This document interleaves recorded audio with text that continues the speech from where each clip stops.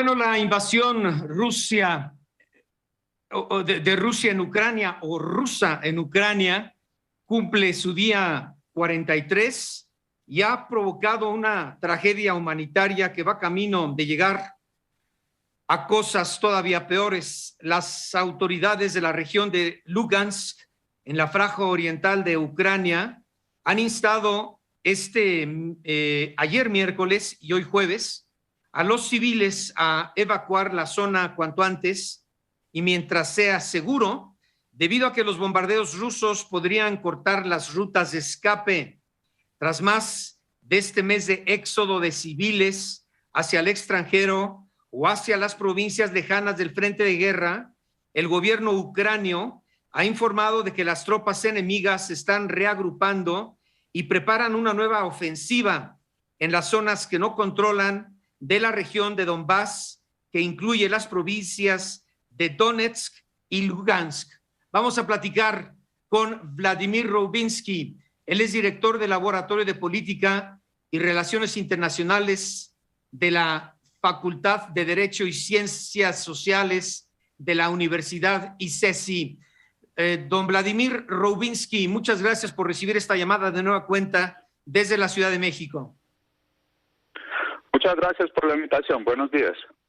Bueno, pues hoy un día también importante y muy delicado, después de que ayer el presidente Zelensky pues llama a los habitantes de esta otra ciudad o de esta región del Donbass para que salgan de sus casas y se dirijan a otras provincias dentro o más centrales de territorio ucraniano, porque en cualquier momento prevén un nuevo ataque y bombardeos rusos contra la población civil y otras ciudades de Ucrania. ¿Cuál sería su reflexión, Vladimir Roubinsky? Bueno, lo que nosotros estamos viendo estos días es el cambio del carácter de la guerra en Ucrania.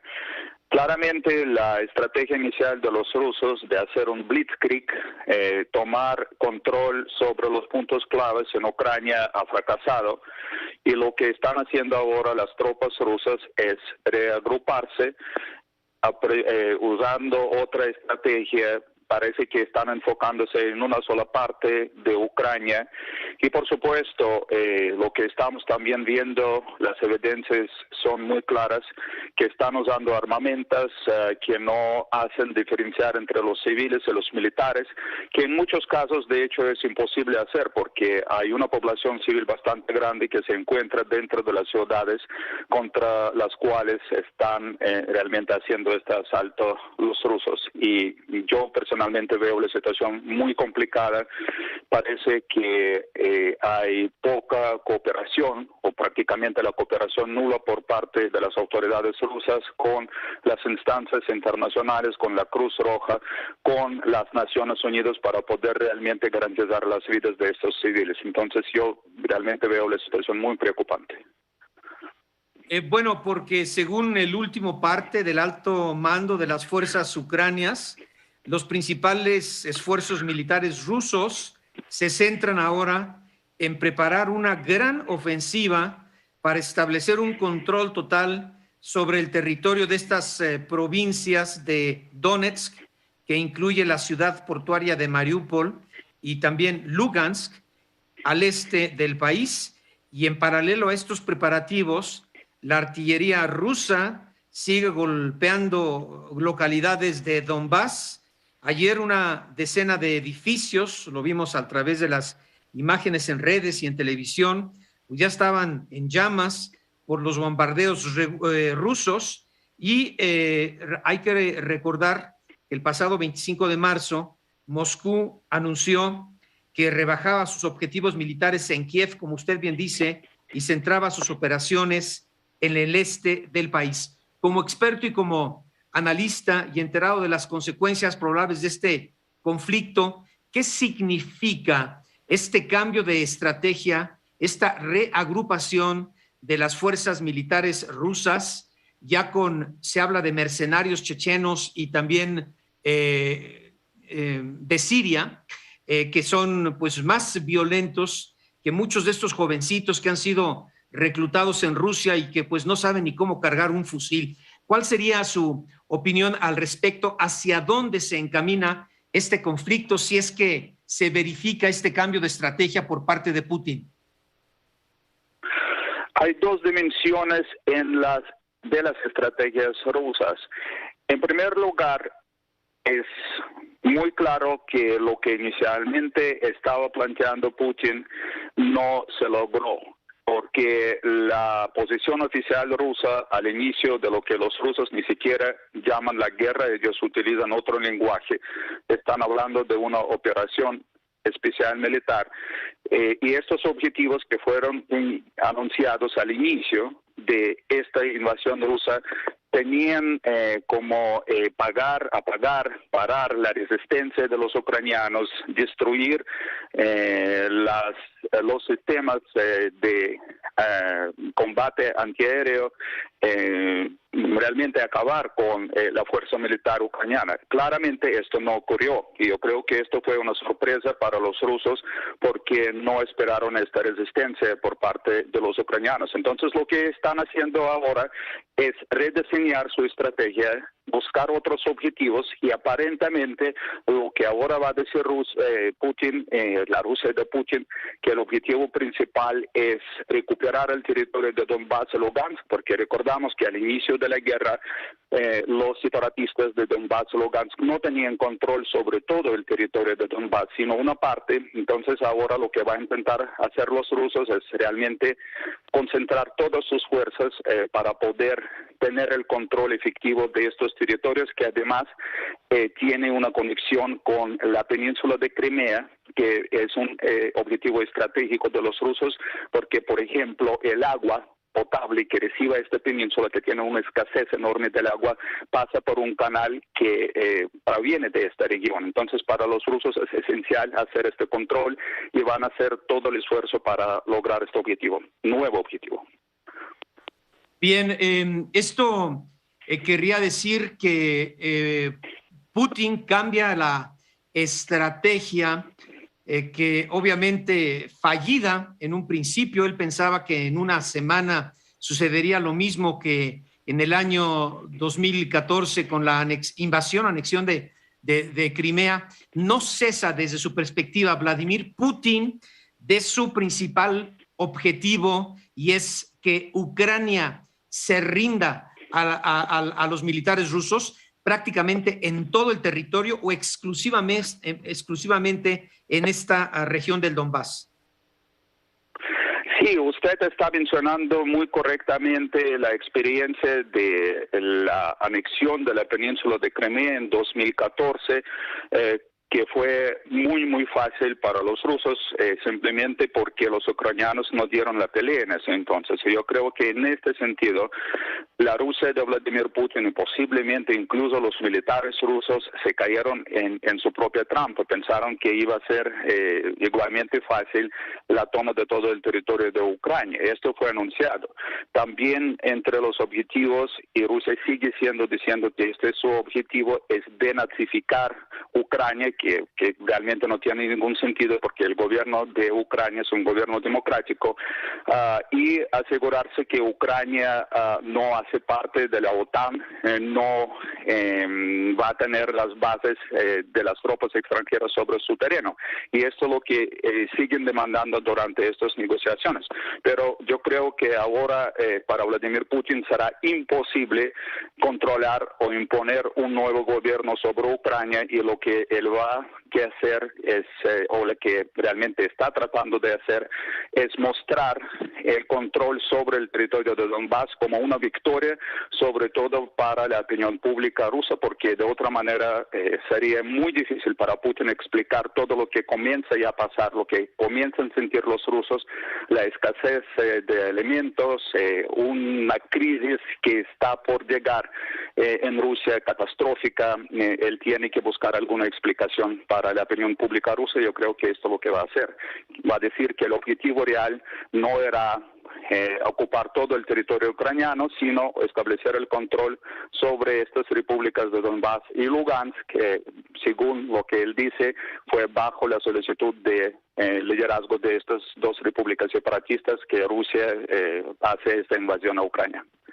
Bueno, tenemos 20 segunditos, entonces se extiende la guerra a otras provincias, principalmente al este de Ucrania, y se alarga la guerra en tiempo y forma, cobrando muchas más vidas, doctor Rowiński.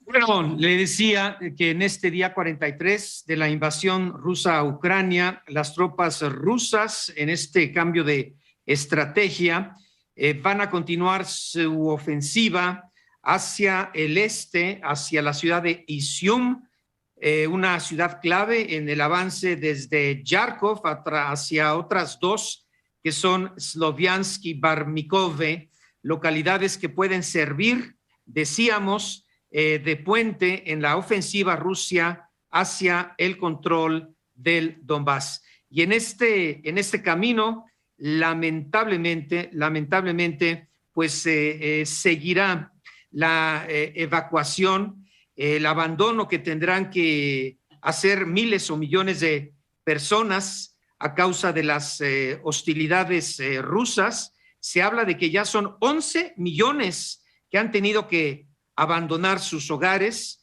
y más de 4.2 millones que han salido de Ucrania. Malas noticias, doctor Vladimir Rowiński, y bueno, pues tristemente mucho más sangre y la extensión de este conflicto que para muchos especialistas como usted, no sé su opinión, pues podría en el mejor de los casos extenderse hacia finales de julio. Adelante.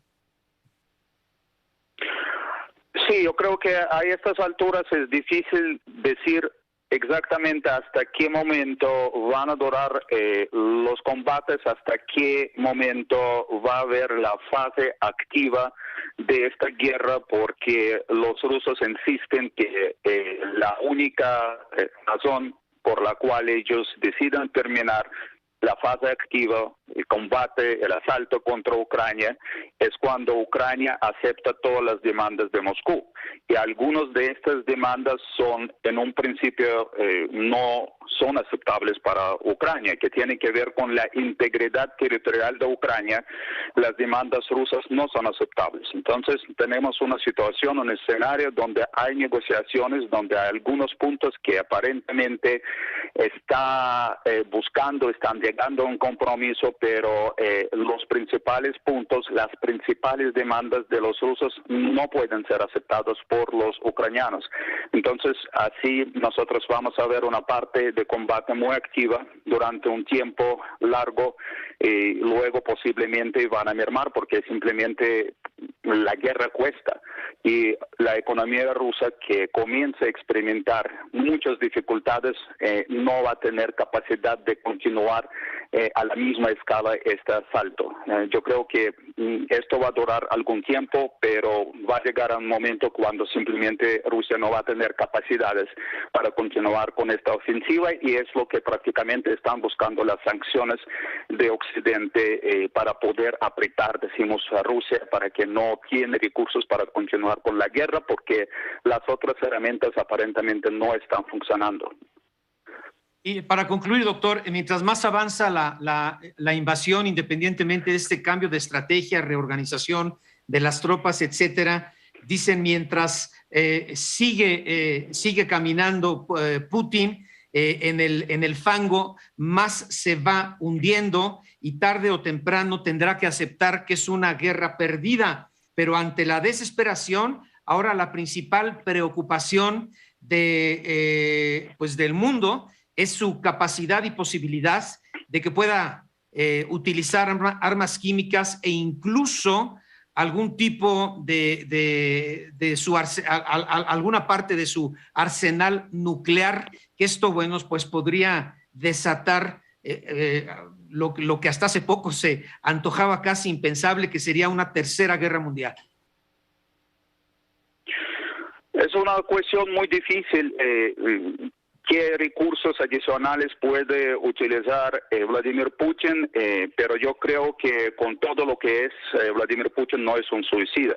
Él sabe que el uso de las armas nucleares va a terminar precisamente en la mayoría de los escenarios que existen sobre este hecho, va a terminar con una guerra total, con una guerra nuclear, donde él sabe perfectamente que no puede haber ningún ganador. Entonces yo creo que desde esta perspectiva, cuando los rusos están hablando de las armas nucleares, simplemente lo hacen para recordar que Rusia es una potencia nuclear y que cualquier acción que se hace por parte de la OTAN en primer lugar tiene que tener en cuenta esta dimensión del poder tangible, del poder militar ruso.